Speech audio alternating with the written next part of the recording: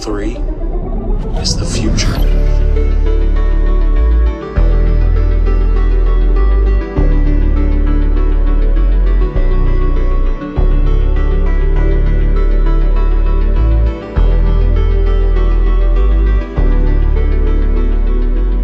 Welcome, crew, to What Are Your Three, a Channel 3 podcast where we take a member of the Channel 3 community, discuss 3 games of their choosing, go through some honorable mentions and some other odds and ends for a nice little video game discussion.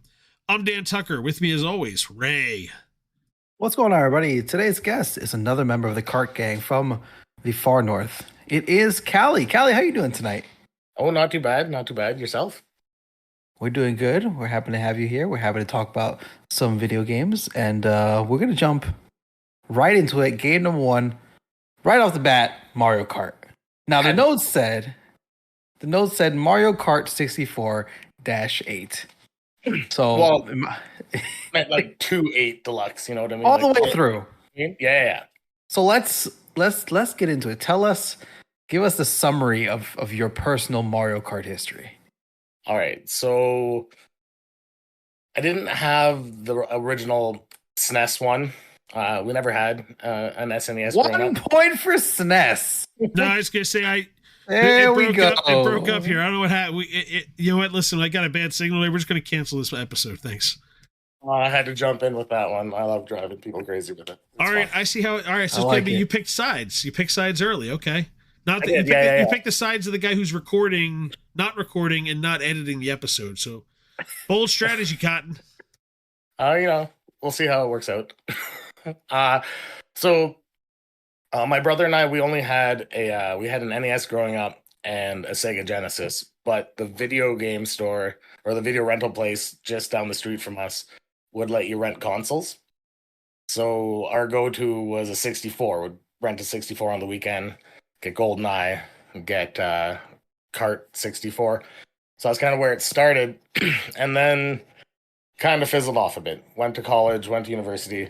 Didn't play much until the Wii. I picked up a secondhand Wii, played a bit of that, and then still wasn't playing a whole lot until my wife and I moved out to Alberta, actually. And I picked up another 64 off of a secondhand Facebook page. And me and her started playing 64 Kart again, over and over again. She used to play on her own way back in the day. She's got her own Kart story.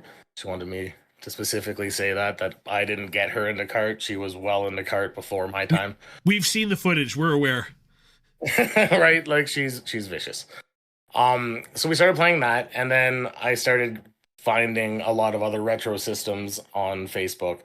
So we picked up a GameCube, bought Double Dash, and that's when our kid started really paying attention to us playing Kart. Our oldest at the time was probably 5. So he wanted to start getting into it. So Double Dash was like his first, I'm going to start learning Mario Kart. And as parents, we destroyed him, as you should. You can never let your kid win. But then he started winning. He was like 7, 8 years old. I'm like being a wise ass about it without realizing it. Like win a race and look over and go, "Hey, did I just win that?" You won that. Yeah, you did. Cool. What did you win that race? No, buddy. No, that was you that took that race. So we had to start trying to be a little more vicious with each other, a little less defensive. It was harder to beat the kid on a regular basis. Fast forward to COVID. So at this point here, when I say we're playing Double Dash, this is like 2019. Like Double Dash is already 15 years old at this point, and this is what we're playing every morning during summer break, morning Mario Kart. So COVID hits, not allowed to go anywhere. Facebook Marketplace again. Pick up a Wii for $40. Can't go wrong with the Wii. That was our go-to. And turns out it's fairly easy to install a couple programs on the Wii and, have a little more fun. Theoretically speaking, Nintendo, leave us alone. Theoretically speaking, I've heard that there's ways to see some cool stuff on a Wii. My kid started really getting into how to get better at the Wii Mario Kart. and found these videos of tracks that we have never seen before, and like retro tracks fitted for the Wii. And it turns out there was a whole like underground server that you could potentially go and check out that had hundreds upon hundreds of new tracks that you could play online. And that was our go-to until the Switch. And now we're here. So we learned about that underground community on the podcast actually, and one of the early guests, Sammy Stig, I believe was, told us about it. The all the time trialing going on and just the racing that you can do on all these like added tracks to the game. Yeah, it was crazy because it was like I said, it was the first time I had seen these like tracks that I remembered from being like older versions of the game, and now I could play them again. And then just crazy tracks that people would build that kind of remind me of the tour tracks now, where you just didn't know where you were going. There was portions of it that were just dark and you couldn't see anything, and you didn't know if you're going left, right, straight. Oh, it was crazy. Super crazy. So if you're playing Mario Kart on the Wii in like 2019, just about when COVID started, when did you get a Switch? When did you start playing Mario Kart 8? So our kid wanted a Switch for Christmas. He was getting into gaming a lot, and we knew that like we had to step it up. We had all of the retro systems hooked up, but I haven't, like, the newest system we had at that point was the Wii. I had gotten rid of my old Xbox, stopped working. And I mean like the original Xbox stopped working. We've never had a next gen console, so we needed something newer at the house. And it just so happened that the bundle that came out on sale around Christmas was the one with Kart 8. So we picked that up. And yeah, it took us a lot longer than it should have to start playing online, because we didn't feel we had to. We had the three of us, and we knew we were good, and we knew we had to like learn a new kind of system, and that was kind of fun. My kid has always been the one that was more adventurous, picking characters and kart combos. So we'd always ask him, if we were picking a bike, it was constantly, does this one drift good? Because we didn't know what an inward drift bike was at the time, and he'd either be like, yeah, it's a good bike, or like, no, that one drifts terribly, because it's an inward bike and they're terrible. But it was always fun asking him for those tips. And then when we finally decided to start playing online, regionals is fun, but the dad gaming group is the most humbling experience for someone who thinks they're good at kart. Period. So I was going to ask that because obviously the Switch is going to be the first time you play online. What is that? What's the first online experience just kind of in regionals for you? Kind of like mediocre. So we're brand new, figuring that we're not going to destroy everybody. But I remember seeing people that had 9s across the board and straight up thinking that they had to be hackers, that there's no way that anybody could be that good at this game and have a score that high, because that was just absurd. Turns out it's a thing. People are really that good at this game. But yeah, the first little bit was a lot of just okay. Like, it was fine. It was joining the gaming group, because I always followed the dad. And then the dad gaming was just even funnier. And then I remember posting, I think I might have posted something about the retro game setup I had when I first picked up a bunch of the stuff. And I had Kart in the background. And someone was like, hey, like if you like Mario Kart, like there's this other subgroup. And it was a lot of creeping around at first. Like, I joined it, but like I didn't know what the weekly races were about. Had no idea what Kart Gangs was or the time trials. Just kind of like thought it was a meme sharing place. Until I started getting races in with like 1 or 2 people, finding my way into like an A finals, thinking that I'm playing against friends of mine around here, and then just getting absolutely obliterated and realizing that I had a lot of work to do if I wanted to be around there. It's okay. I started with the Sunday night Slack pack and had a similar experience. Said, no, I am only racing on Mondays going forward. I will not be. I'm not backdooring my way into an A group by accident. I'm just racing in the Wolf's Den, and that's it. Mm-hmm. Like I said, I'll never forget it must have been, I'd say, race 9, when I don't think I finished higher than 10th, that it was really obvious that I was nowhere near as good at that game as I thought I was at the time. I was like, I'm pretty sure my first like experience period was um like the one of the first dad gaming tournaments that they had when they had the Planters jerseys, and it was Mario Kart tournament. I was like, I could do that. Mm-hmm. I was like, I think I'm in the Facebook group, but I haven't actually raced. I was like, hey, why not? Let me go do this for fun. And I didn't realize what fun meant. No, yeah, it's very humbling, and you realize, ooh, that was not as fun as that could have been. How do you feel? How much better at the game do you feel like you are now as opposed to when you first started?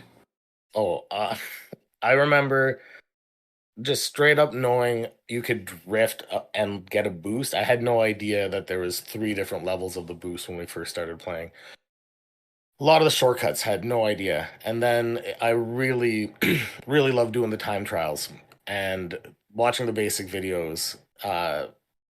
Just helps so much. Just not even if you don't want to do exactly the strats that he's doing, just understanding your lines better. And I still have yet to watch the item management video because terrible. I enjoy how I manage my items, and I don't want to feel bad about it. But one day I'll watch it. Um, yeah, I between the time trialing, the basic videos, and just the constant like positivity of everybody in that group. Of if you join gangs and have no idea what you're doing, they will hold your hand through it. They will help you. They will raise you up the moment that you end up in a place that like you are shocked that you are in. They will pump you up so that you feel like you are the greatest player on the planet. I have a philosophical question that I have to ask you here. I think I think it's important that this is talked about. How do you accelerate? Oh, I love this one. I love to stir the pot. I remember someone asked me this in a group chat at one point, and I threw out the thumbstick as an example because I had seen it. It's trash. Don't do it. It's A. You have to, A is how you accelerate in Mario Kart. A is No, the acceleration button. do you have any detailed thoughts behind that, or is it simple, or is it just because A stands for accelerate? Um, I think it was the same, the GameCube controller, and that's the one that I clocked the most hours in.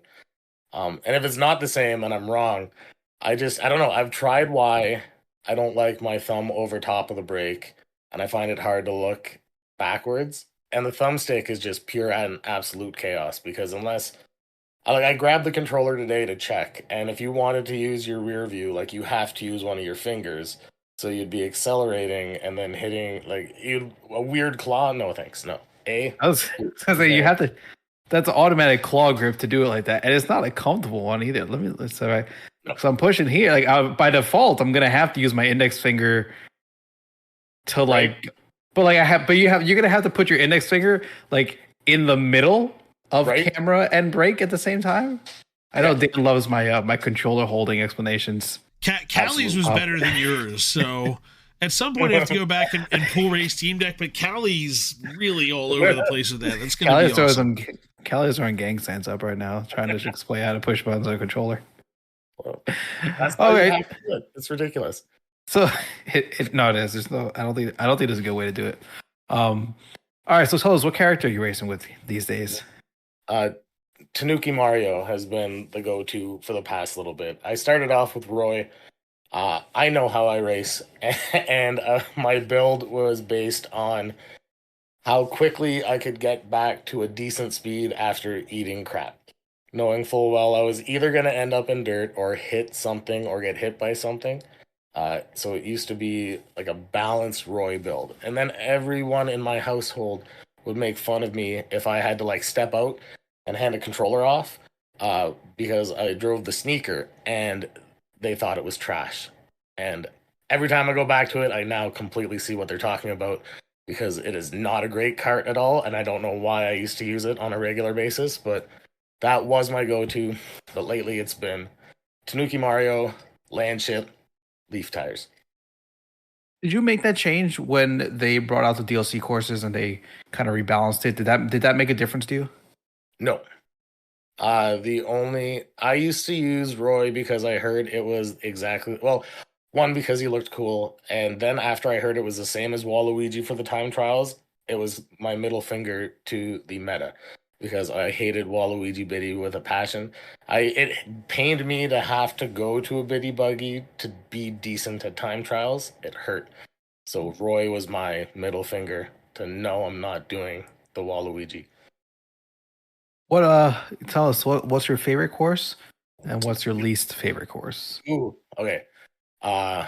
Favorite course is Mario Circuit DS in the Boomerang Cup. I love that track. It's just fun. Straight up fun.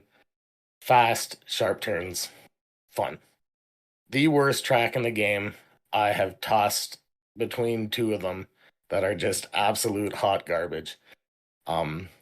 Toad's Turnpike is probably the worst track in the game, but it's super close with Dolphin Shoals. Like those two tracks could not be in that game, and I would not care. Right, between the SNES nonsense and this just flat out disparaging conversation about Toad's Turnpike, I can't wait to get to the first honorable mention and just start re-editing his video. Just make it sound like he's making a lot of pro-Nazi commentary. That's all I'm saying. I mean, there's a lot of people that don't like Toad's Turnpike, though. That's more of a popular not liking pick. The Dolphin Shoals, though, and that one hurts, though. I like Dolphin Shoals. I like the soundtrack. Dolphin Shoals soundtrack slaps. It is great. The track itself, Toots and I love just crapping on that track. The eel section is absolute terrible. The pipe section is awful. Every bit of that track is just not fun. And I know there's some people who it's their favorite track. Mac hates on me every time I tell him that his track is hot garbage. And it is, though. It's a terrible, terrible track. Excellent transition point, Dan. Yeah, I'm just glad he got the soundtrack comment in there and kind of redeemed himself a little bit. So, all right. Let's just move on from that grenade he left behind. Let's move on to game number 2 here. WWE Smackdown versus Raw 2006 from Ray's beloved PS2 generation of wrestling games. Ray, it's so beloved. It's a 3.5 rated game on the site. So clearly the best generation, not the N64 generation. I will say I played a little bit earlier. I saw your comment and I looked it up. I think my go-to was 2003. Here Comes the Pain, Brock Lesnar on the cover. Oh, that was a good one too, though. But still, same era though. I'm upset by this 3.5 though. Same era. We're not here to talk about that here. We're here to talk about the 4 stars Callie gave 06. But before we get to that, I do want to call out this is an interesting roster. Featured John Cena, Andre the Giant's second appearance in a WWE game. Not 1, not 2, but 3 different versions of Hulk Hogan. You had your I'm sorry, I think you had your 80s Hogan, you had your Hollywood Hogan, you had your Hulk Hogan. I don't know why Thunderlips was left out of this, but that's a story for another day. Thunderlips has been left out of a lot of things. So it's unfortunate. We should have had more. Stallone's got an iron grip on the rights to that. I have no doubt that's really what it is. With that. But I have to shout out the best wrestler turned actor, Dave Bautista, aka Batista, in making an appearance in this. Ray, what are you shaking your head for? It's just disrespectful to so many that have come before him. Go ahead. I'll wait. Go ahead. Tell me who the better wrestler turned actor is. I'll do this right now. Let's do this better right now. Ray. Actor? Well, I mean, the Rock has been more successful. No. I did not say best wrestler turned movie star. The Rock is funnier than Dave Bautista's one set of movies where he plays a character that's invisible by standing still. I'm gonna say right now. I did not say who was the better movie star. I said who was the better actor. The Rock's a better actor than Dave Bautista is. Let me put that out there right now. I thought we could have a civilized, intelligent conversation here, Callie. John Cena has been far more hilarious in everything he has been in than either one of those two.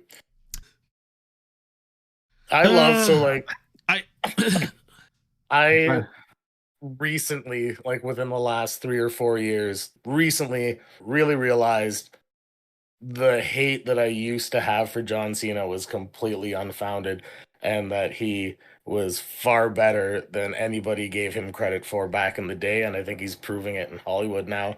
And yeah, I don't know. He's hilarious. The WWE machine got you caught up in it, but he'll do whatever. That's the thing. He'll do whatever. Ruthless aggression. Hey, I have to shout out one other person here, only because I have to shout out the Edge, Adam Copeland, because of his turn, specifically as Ares in the Percy Jackson series that came out this past year. And just to call out Fortnite, you cowards. How is he not? How is he not the Ares that you went with in the game, you cowards? It would be actually, yeah, he'd be a good character for Fortnite. Yeah, that would actually be Edge would be good.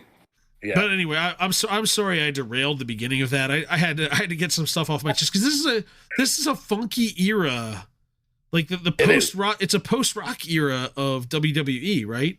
But you still have Hogan. You still have, you've got Batista, or Batista, the height of Batista. You got Cena, who's trying to fill the power vacuum. And to your point, right? Like WWE wise, the machine. He got kind of caught up in the machine. So anyway. This one's the Rock. Oh God! I was saying, it's a weird time for the Rock though, because there was a couple games, even back in 03, like his character might have been in it, but they didn't have him with like the classic music. It was kind of this weird thing. It's like Michael Jordan when he doesn't show up in NBA games forever, and then finally they put him in. This really it was like a really weird thing with the Rock for a while. Okay, I'm done. So second game on the list, yeah. Well, actually, let Callie talk about his game and not us derailing this thing. It's even just like that era of games, really, not even specifically this one, but it had to be this era just past the N64 ones, because the N64 ones are great too. Don't get me wrong. Like, I love throwing back to either WrestleMania or Road to WrestleMania. NWO WCW Revenge is another solid wrestling game. Anything THQ used to touch back in the day was just gold for wrestling games. But with this era specifically, there's me and 3 of my buddies who used to get together to watch every pay-per-view. And my one friend had the PS2, bought every version of this game for the PS2, bought the multi-tap, brought 4 controllers, and it was our pre and post pay-per-view getting ready. Like, we'd play the matches that were happening. We would play just complete and utter chaos matches, whatever you could throw, like rules off, Hell in the Cell, just have fun. Not trying to win, trying to see how badly you could maim each other and like still kind of play, like see if your guy would actually still get up. That's what we were doing in this era of wrestling games here. Just there to inflict suffering. Yeah. And like the one specifically, and I'm so glad you brought Edge up in this, is he was my go-to character in this, go-to wrestler all the time. I realized that I loved a good heel. I loved the guy that you're supposed to hate because they're making you hate them. And like Edge was great at that. And I had to look it up to make sure that I wasn't wrong here. One specific time that we were playing this specific PS2 game was in the midst of you had to hate John Cena. And John Cena just won the Elimination Chamber and had the title, and we were pissed. And my buddy went to go hit that button, and then you heard Vince's music hit, and then Edge cashed in his money in the bank. And we all looked at each other and were like, oh my God, Edge is saving the WWE right now. And then that made the next round of gaming just so much more fun, because that was our next thing. Is I just got to, guys, I'm going to destroy you again, just like that just happened. Come on, let's do it. So that answered that question about who you would have to pull out there. So the Edge was there to save the WWE because they couldn't get those heel turns right back then. He was the one they could get it. They could narratively make it work for. Mm-hmm. That was the era of wrestling where my friends and I knew, like we really knew, like in high school you kind of figured everything out, right? Oh, like yes, it's fake, but like you know, it's not that fake. And then you're like, well, no, they absolutely know what's going on. So that was our era of trying to pick out, like, we knew what was going to happen before it was going to happen. Like, what are they going to do to us this time? Are they going to, who interferes here? You think this person, oh, look, we called it, yeah. Oh, and this guy's clearly going to win this time, but you know what? He's probably going to lose next pay per view. And then, oh, yeah, being the start marks. It was a perfect era because the internet hadn't taken over where like the scripts are released before the event. And also the TV coverage wasn't good enough HD. Like you weren't dealing with HD TVs yet. So it was still good enough you couldn't see like someone was a foot away from somebody else. Like you could when they really took a hit when the first HD TV coverage started. You're like, he's like a foot away from him. This is painful to watch. But you're in the perfect era for that. Oh, that sound, that was a knee slap. I see that now. You were slapping your own leg. That was not a kick. I get it. So this was purely just around events that you and your friends got together for. Yeah. We it was our go-to. We knew that at least once a month that was our thing. We were getting together for a Sunday night of pizza and wings, pre-gaming with a literal PS2 game before watching a pay-per-view, and then working out our aggressions afterwards on the same game. And now if you have wings after 6 o'clock, your night is ruined, so good luck. Oh yeah. Oh, this was back when we were like 23, 24. It was way easier back. I think I think that's it, Ray. I think that's all I had for this one. You didn't give me the signal. I didn't know because I was just I felt like I had something else on the tip of my tongue. I didn't have my notes, but I lost it. I was gonna say shout out to WWE, who they've completely embraced the fact that they're fake now. Which is like just kind of genius writing for them. They have press conferences now to talk about what happened and everything. It's absolutely amazing. Right.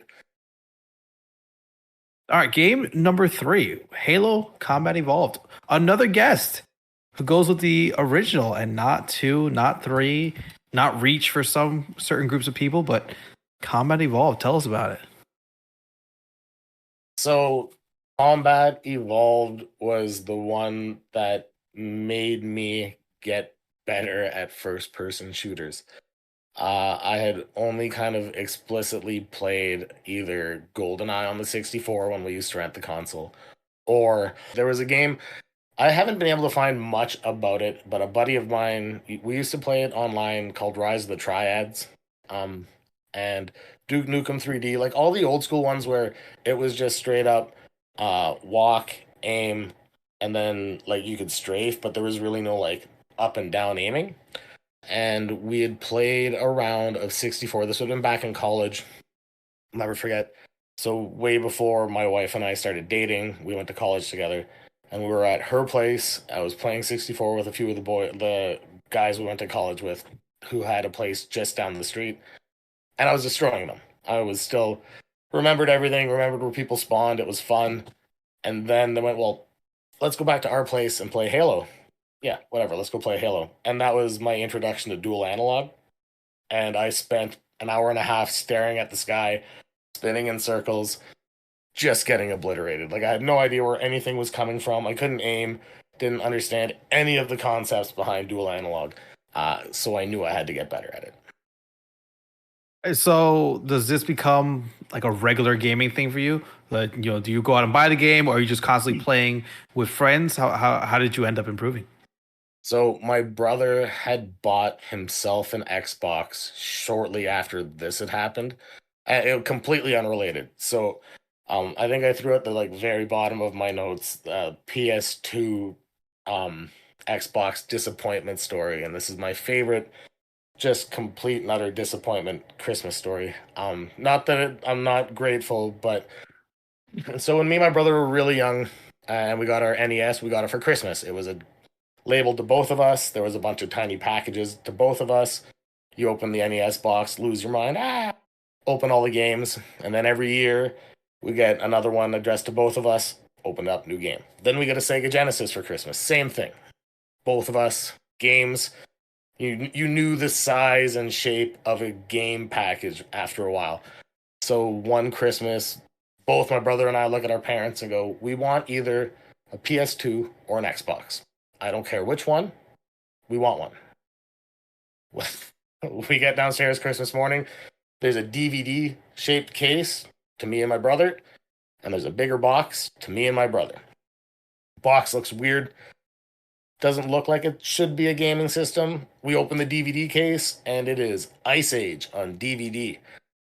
I'm going to say, just for the record, I'm like 18 years old at this point, and me and my 16-year-old brother just got Ice Age on DVD.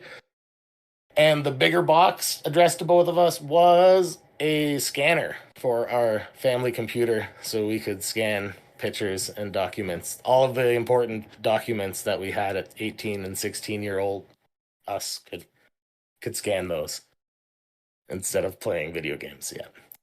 So my brother decided he's going to buy himself an Xbox, and that summer, where most of my college friends were back home, we played Halo, and like a lot of Halo.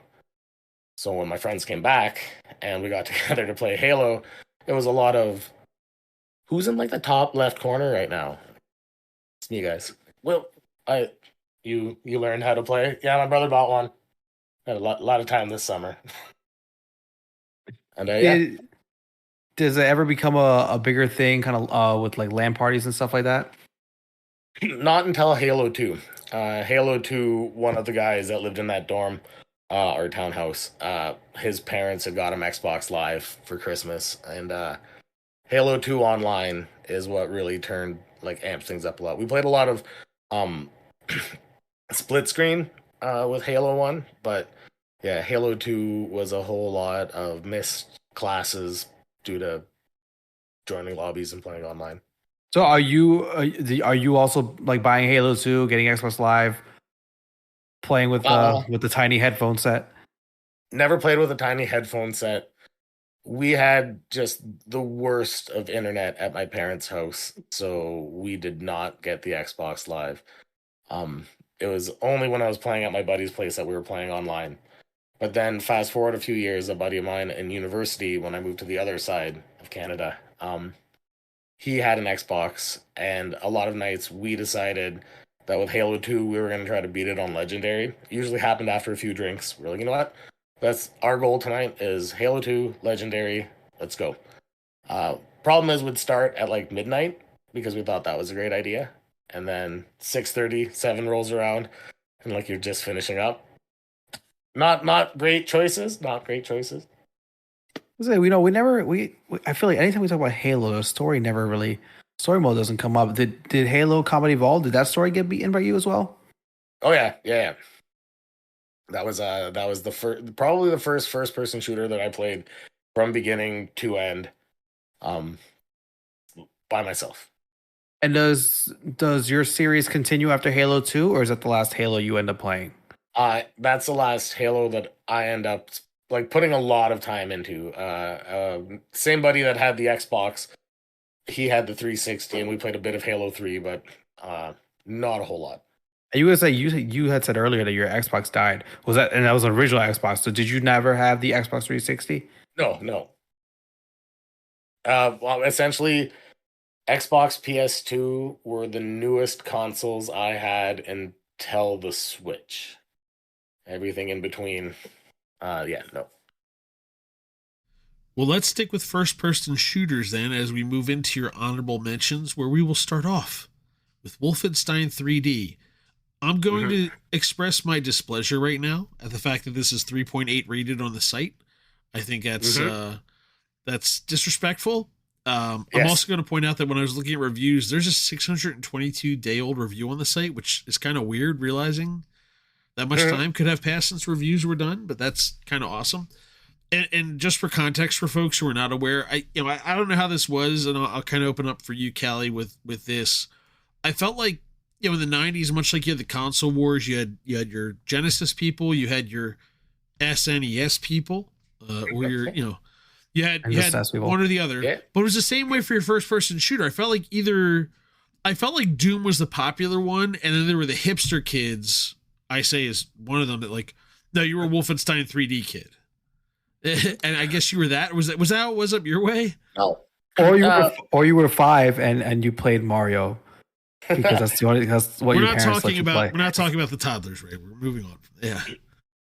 No, so I was both a Doom and a Wolfenstein kid, but a good friend of mine from high school, he was like weirdly good at tech for being a grade 8 kid at the time, and would show up to my place with a small handful of little diskettes and would have like games or songs RAR'd on them and like install them on my parents' computer. And one of them was Doom.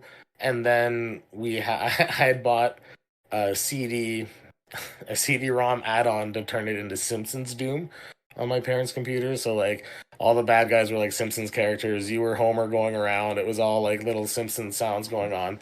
But my mom's dad had an old 386 computer that had the floppy disk drive, and he had Wolfenstein, but I don't think he knew he had it. Like I think it was one of my uncles who was a few years older than me that had it, and I don't think my grandfather completely understood that that's what he had. And my parents, same thing. They didn't care if we wanted to go play on the computer. There was Wheel of Fortune. There was a flight simulator game, And there was and Killing then Robot Hitler. yeah, exactly. And that one was far more fun, obviously. So I know my brother and I spent countless hours killing Nazis in my grandfather's office on a computer that is just a glorified paperweight right now, if he still has it. But yeah, that was my first real first person shooter was Wolfenstein 3D on a 386, a computer owned by like a 60-year-old man at the time. Well, maybe 50. Okay. Yeah. I just love the fact that your family was the boys are just they're playing night, they're doing a little puzzle solve, little Wheel of Fortune, little brain tease with Jeopardy. No, we're slaying Nazis. Let's go. Yeah, that was like I said, and it was much like the Zelda games too, where like that was the one game where you knew where every secret was. That wall was clearly more dark than the other one, so you knew you had to go that way. I have to shout out the Playable Characters podcast. Brian McGinnis is Laugh at Brian's podcast. Yeah. Episode 99, he had Lucy Polon, who's the voice actor of Mercy in Overwatch. She played the receptionist at Castle Wolfenstein and had to talk about the various zombies and goings on there. So just a sidebar while we're on the subject. While I was pulling some stuff up, just trying to take a look around here. So, did you ever come back to, I guess, same kind of thing, kind of like we asked about Halo?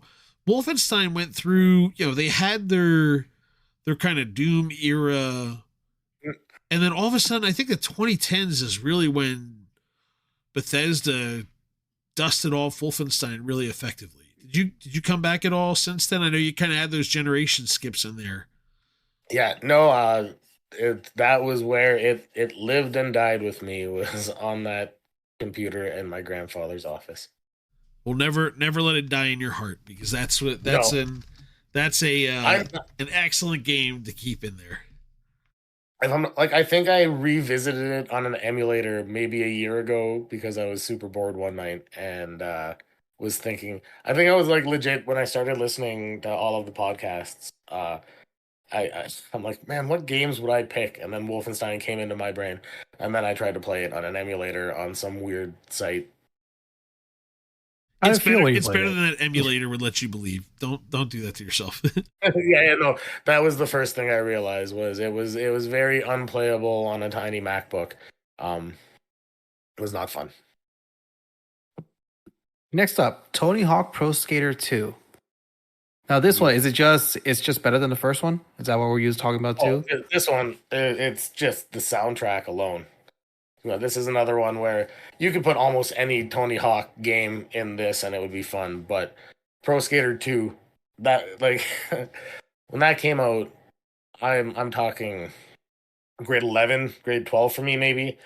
And at the time, I was just getting into playing guitar.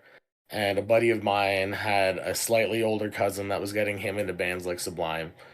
And it was just that whole soundtrack, Goldfinger, Sublime, just essentially shaped my taste of music, period. Do you remember kind of like a song that you would choose to kind of play on? Oh, Superman, Goldfinger, like every time.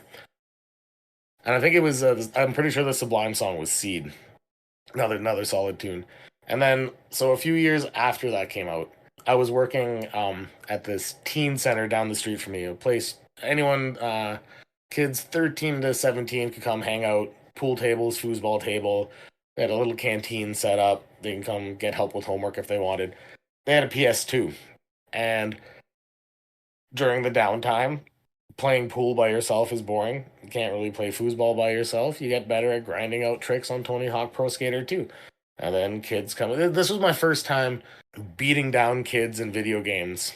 Shout out to Mick for getting a whole bunch of us to help train his Kart kids.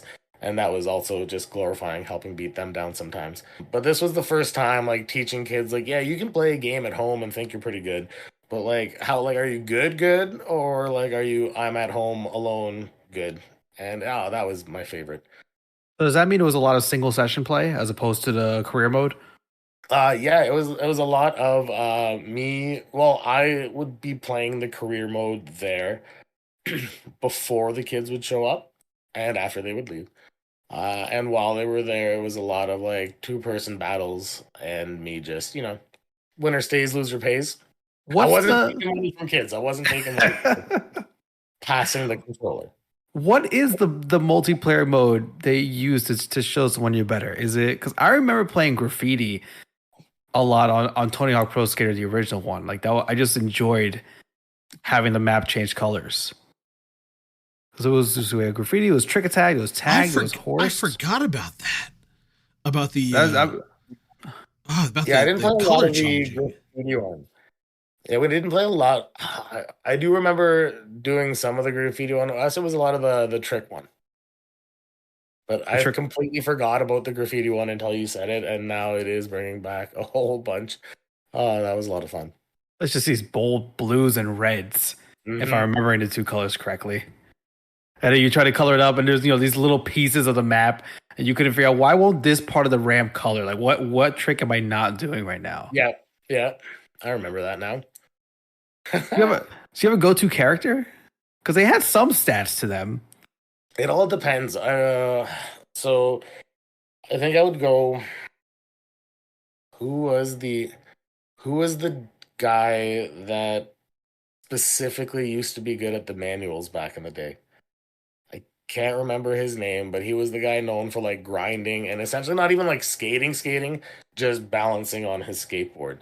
And that's the one that I used to do just to try to get better at controls, like being able to balance. Now I have to look up and see who that person was. So the real question is, did you have Spider-Man in your game? I don't think I did. I'm trying to figure because I didn't play 2, but I was looking it up and it said apparently the game features Spider-Man somehow, some way. Dan, did you play as Spider-Man? I think you had to unlock him with a password or like a code, like you had to enter an email for it. Apparently, if you played it in South Korea, you had access to a girl group as well. They were also the other 4 celebrity characters along with Spider-Man. I just have to shout out because I was looking at the soundtrack just to make sure I had the right one, and Tony Hawk himself did in fact pick Millen Collins' "No Cigar" as his favorite song off of the soundtrack. So excellent taste by Mr. Hawk himself. So that's the one. Go ahead.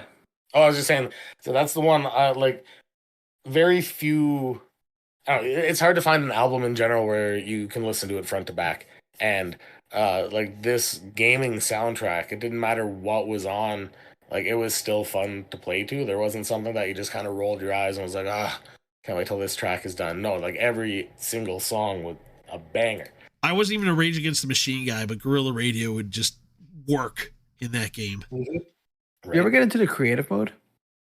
The level out of there? No, I've never tried that one. I feel like editing stuff is a newer concept of like people really enjoying it. Like it was in these old games, but it probably just wasn't like great to use either. I would think. Yeah, it was clunky, and also you depended on memory cards, so it didn't really. Yeah, that's right. You had to like hold them in, yeah, and that took up space. And there was other games that were more important than level editor space. I specifically remember the last time I had a PS2. That was the biggest issue. Is Tony Hawk Pro Skater was taking up the majority of my space on my memory card. I was saying, did anyone ever have one of those giant memory cards? We talk about memory cards, and like I automatically go to original Animal Crossing because it required an entire memory card to it, and that's when I first learned about these giant, in quotes. I forget how big they actually are. They never worked. No, I had them. I had a giant one. It worked. I had used it because of Animal Crossing. We tried getting like the Bobo PlayStation 1, PlayStation 2 ones. No, they never. I don't know that. I only know it for the GameCube. That I had the. I have to look up while Dan talks about that. Well, no, I have one of the GameCube ones at least upstairs because I have it for the Wii. I need to know how much memory it actually has, though. Oh, you're gonna throw up when you look at it. That's what I'm saying. It's like 32 megabits. Not even bytes, just bits. I do have one of the GameCube ones. I might even be handy.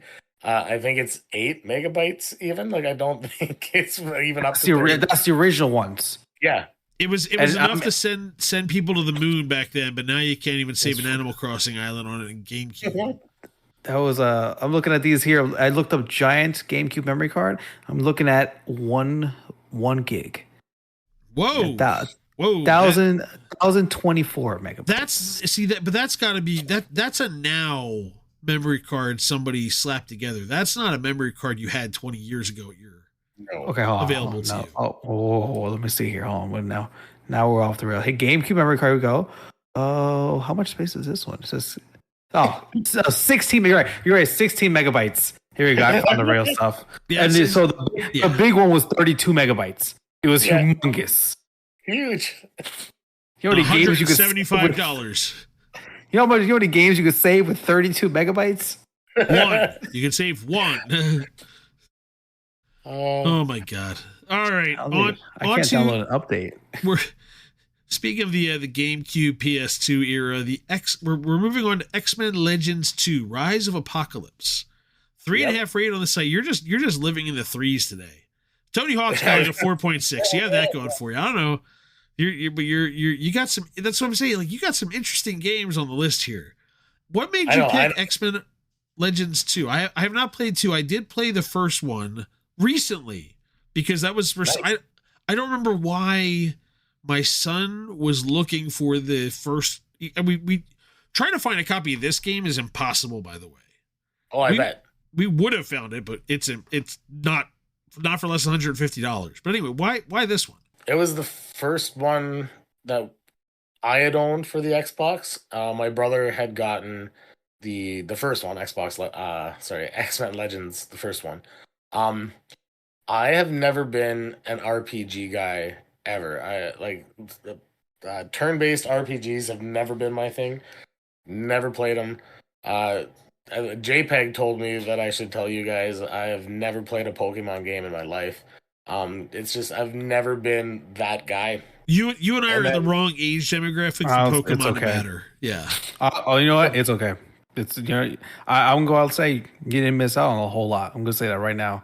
I'm going to let everyone listen to it. Forgive me for just putting it this way. Like the shaved head, blonde beard, graying demographic. We're not Pokemon people. We're not in that. Yeah, we're not the target audience of that. No, definitely not. But then I've also been a huge fan of button mashing games. I don't know. I like, learning controls and learning the tricks and whatnot. But every once in a while, it's fun to just let loose and button mash. And these X-Men Legend games, into the newer, like the Marvel Ultimate Alliance games, same concept. It's where I really enjoyed leveling people up. And specifically in Legends 2, you can end up with just a crazy overpowered team. When you team up Wolverine with Deadpool, both you level up their healing like crazy. They can barely die. Deadpool could teleport across the map, spin around with his swords. Wolverine hack slash throw stuff. It was just a game where, like, once you realized who you could level up and just be really overpowered, it was just fun to go out and destroy stuff. It's like when just recently getting into Fortnite. when you decide to just go and loot like crazy, and you know what, I'm gonna destroy this building right now. That's what Legends 2 was for me, is you could just make a crazy overpowered team and have my go-to four was Iceman, Storm, Deadpool, Wolverine. Iceman is crazy powerful. Storm's uh there was like a tornado wind and lightning would just destroy entire streets. And yeah, it was just fun to watch stuff get tossed around and yeah, have people never die.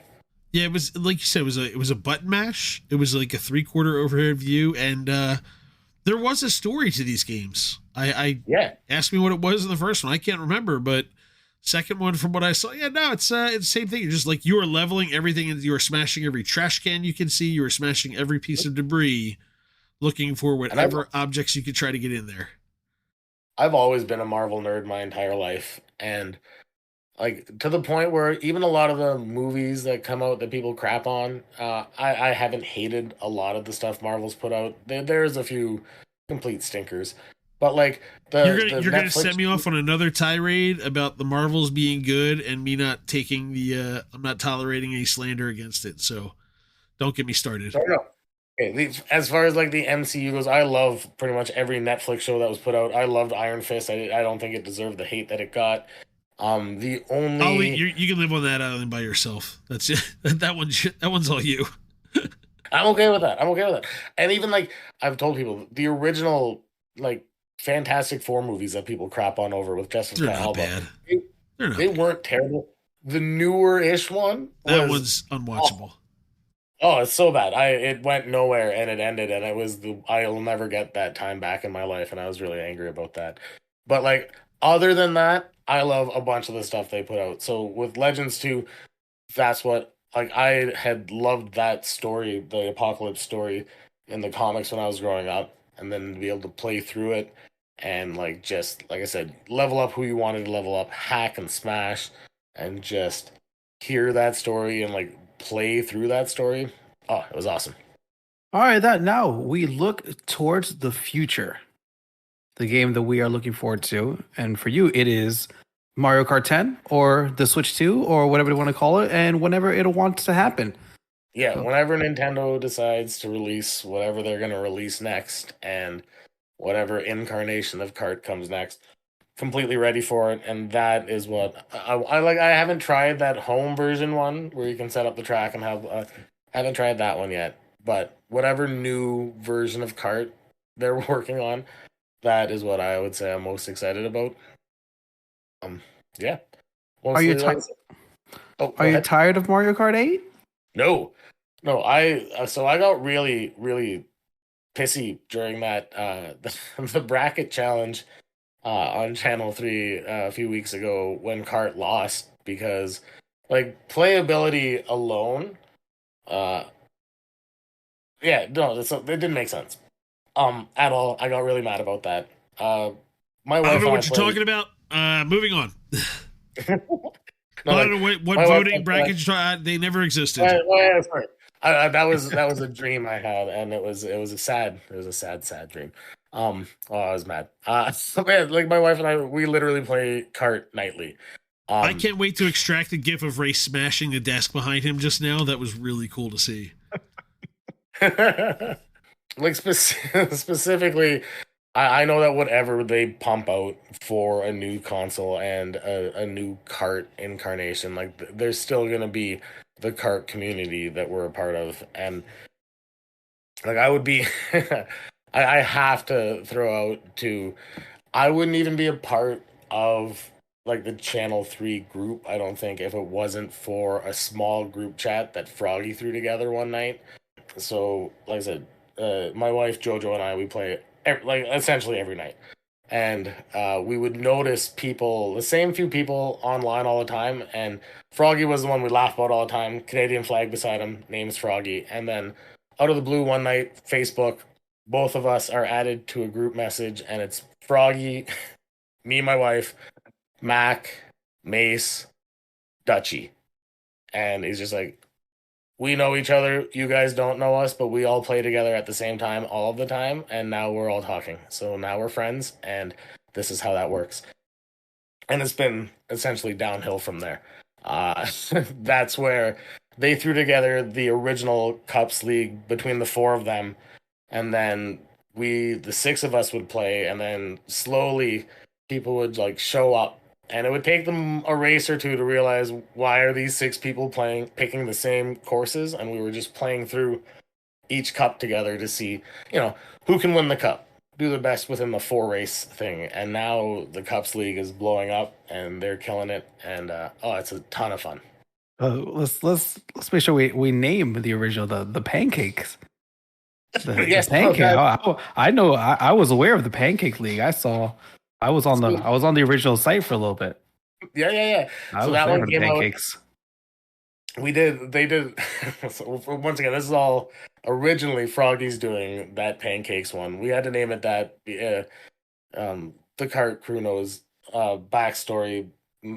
Froggy sent Mick a bunch of pancakes before our Kart Gangs event. Try to get them all exhausted. Good old Canadian prank. Yeah, that pancake cups. Froggy threw together this little website, and it was same thing. We went through all of the cups. There was straight up 12 people. A sub came in now and then if somebody couldn't make it, and it was fun. And that was it's funny in a 4-set race because it really is anybody's game. You'd have people end up in the top 3 or like winning cups that like don't do well in a 12 race setting, but you get 1 or 2 good races and 1 or 2 people get like really bad races in 4. Yeah, things go well for people. All right, well, let's talk about a question from the Channel 3 history books that we will pick for you to discuss here with us. What game would you play for the first time again? Ooh. Oh, I know this one too. What game for the first time again? I don't know what I said. Did I say Halo 2 for that one? No, but let's do it. What did I say? I need to know what I said first, because No, you tell me about Halo 2, then I'm going to tell you about what you said. Ooh. Why? So Rorschach test, or whatever, not Rorschach, whatever. Yeah, no. So Halo 2 it's because I still have Halo on my mind. That was the one, like, that was my first co-op getting from beginning to end game. Not like you didn't have to just rely on yourself. It was a lot of like if you died, like you could rely on your buddy getting to that next checkpoint before you respawned, and that to get to do that again, that would be a lot of fun. Your answer, Boogerman, as it was for a few quests. I figured that's what I was going to say too. Boogerman, a pick and flick adventure was.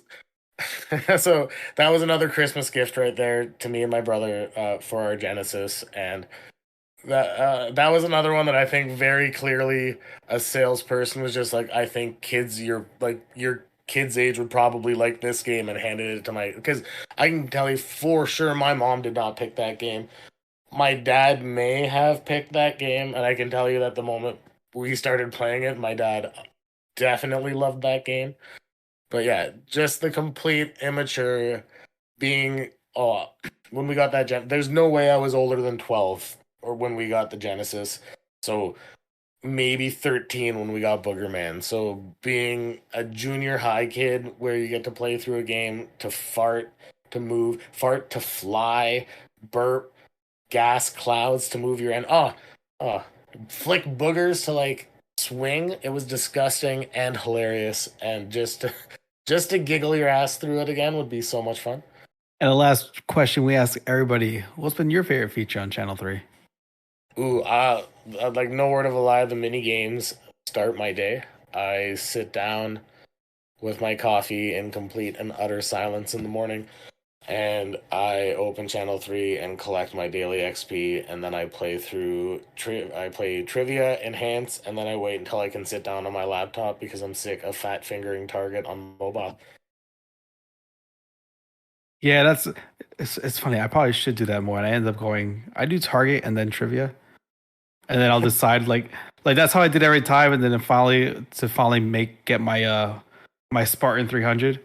Yeah. I just needed a day where I got those two right. I was like, okay, let me actually try on Enhance now and not just click I'm feeling lucky 8 times in a row. Oh, I know. I love I said I used to do Target Mobile all the time, and then somebody had told me try it on your computer. And now, like, don't get me wrong, it's easier to get closer, but then the absolute like rage that happens when you're within 3 pixels, and like you were very confident in that click.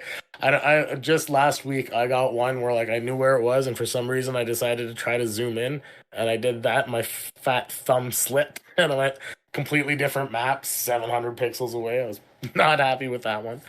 But yeah, mini games all the way. Love it. All right, with that, we've made it to the end of another What Are Your Three podcast. Thank you, Callie, for being our guest tonight. You can find the podcast at c3.gg/podcast, dropping every Wednesday morning at 3:33 a.m. Eastern on all the major platforms, including Spotify, YouTube Music, and Apple Podcast. I'm Ray. Dan puts this all together. Our theme song is by Caster Garden.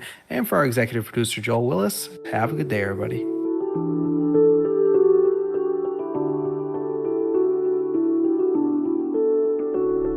Channel 3 is the future.